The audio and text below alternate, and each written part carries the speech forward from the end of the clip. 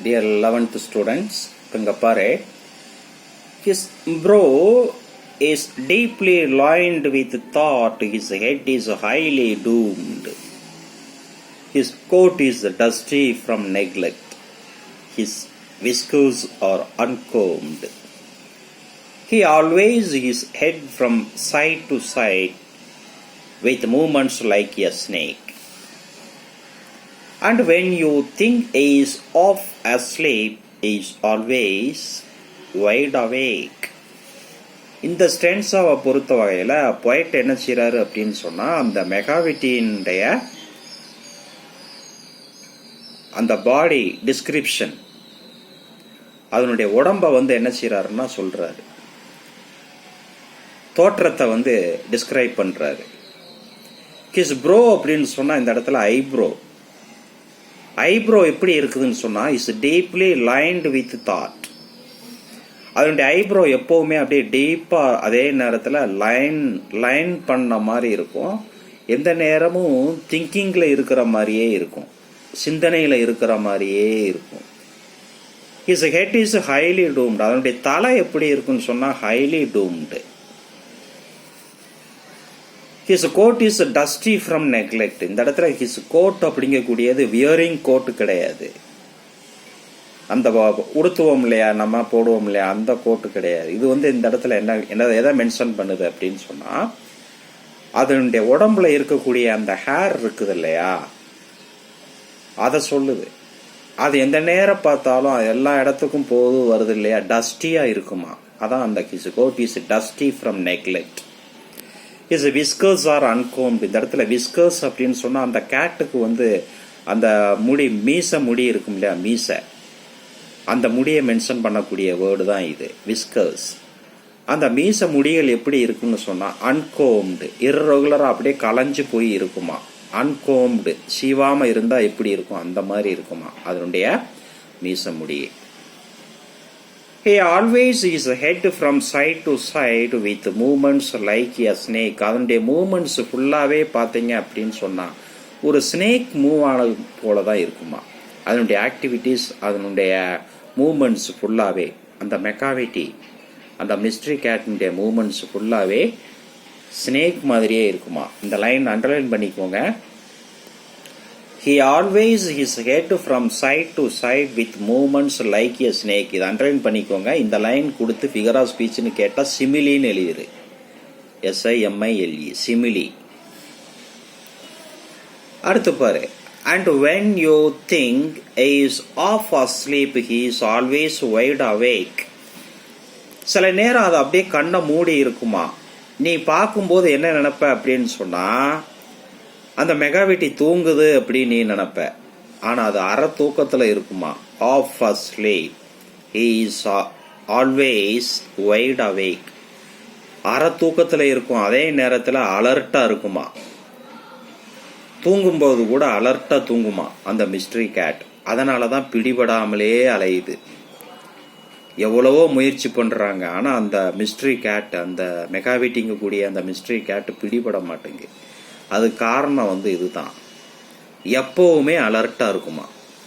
அதுதான் சொல்றாங்க. His bro is deeply lined with thought, his head is highly doomed, his coat is dusty from neglect, his whiskers are uncombed. திரும்பவும் சொல்றேன், his whiskers அப்படிங்கிறது அதனுடைய மீசை முடிகள், ஆர் uncombed, சீவப்படாமல் இருந்தது, களைஞ்சு போன மாதிரி இருந்துச்சு. He always is head from side to side with movements like a snake. And when you think he is off asleep, he is always wide awake. அடுத்து நெக்ஸ்ட் ஸ்டென்ஸா பாரு. மெகாவிட்டி, there is no one like மெகாவிட்டி. யாருமே மெகாவிட்டி என்ன செய்ய மாட்டாங்க, விரும்ப மாட்டாங்களாம். ரொம்ப ஆசையாக இருக்கு மெகாவிட்டியை பார்க்கணும்னு நினைக்கவே மாட்டாங்களாம். அந்த அளவுக்கு எல்லாரையும் வெறுக்க வச்சிருது இந்த மெகாவிட்டி அப்படிங்கக்கூடிய இந்த cat. For easy of fine fiend அப்படின்னு சொன்னால் டேமன், ஒரு தீய சக்தி, ஒரு பேய் சொல்லுவோம் இல்லையா, அது அந்த இது. இன் ஃபெலின்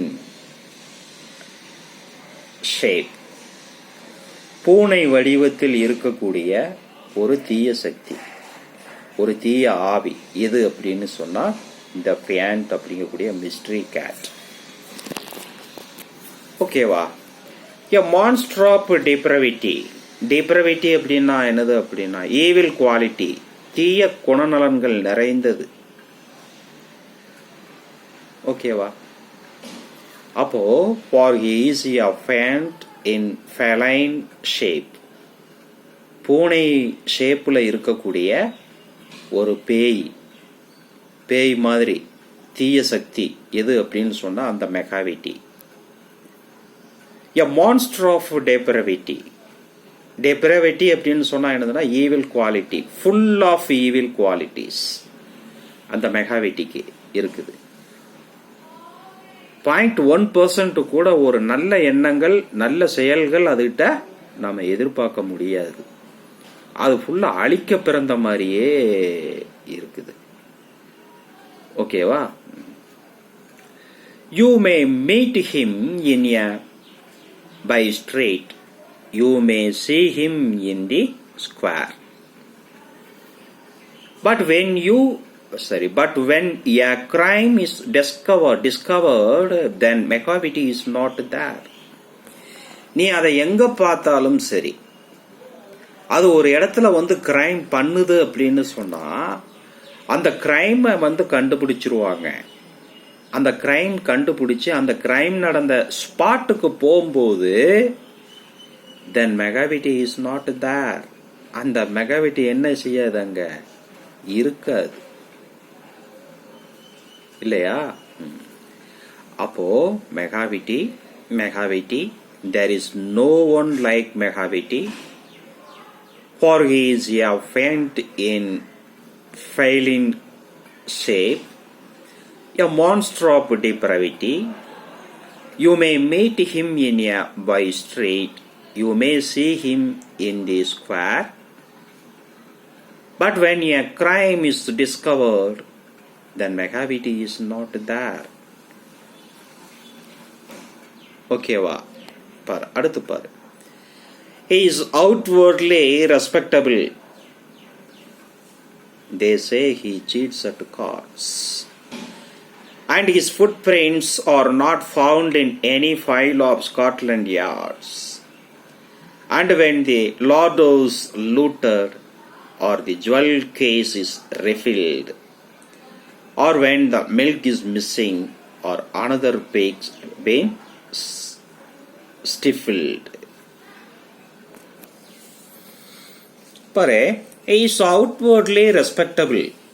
அப்படியே பார்க்கும்போது இதெல்லாம் இந்த வேலையெல்லாம் பண்ணுமா அப்படிங்கிற அளவுக்கு தான் இருக்கும். They say he cheats at cards. Cheats at cards. இந்த லைன் அண்டர்லைன் பண்ணிக்கோ. இது வந்து பர்சானிஃபிகேஷன்.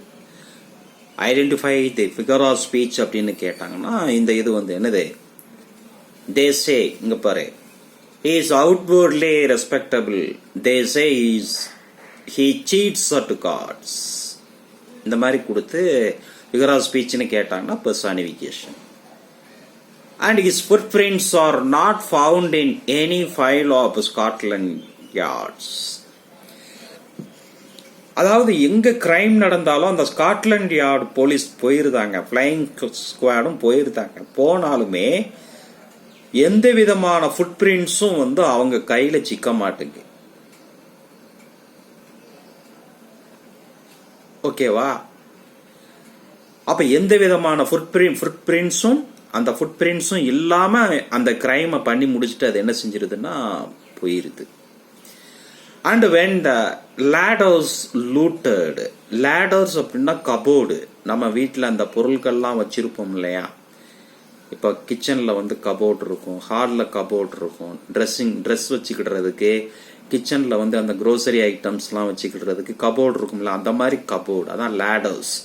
இது உள்ள போய் என்ன பண்ணிரும்னா அந்த கபோர்ட்ல உள்ளது எல்லாத்தையும் கொலாப்ஸ் பண்ணிரும், ஒரு வழி பண்ணிரும். Or the jewel case is rifled. Rifled அப்படின்னு சொன்னா இந்த இடத்துல என்னதுன்னா ransack to steal.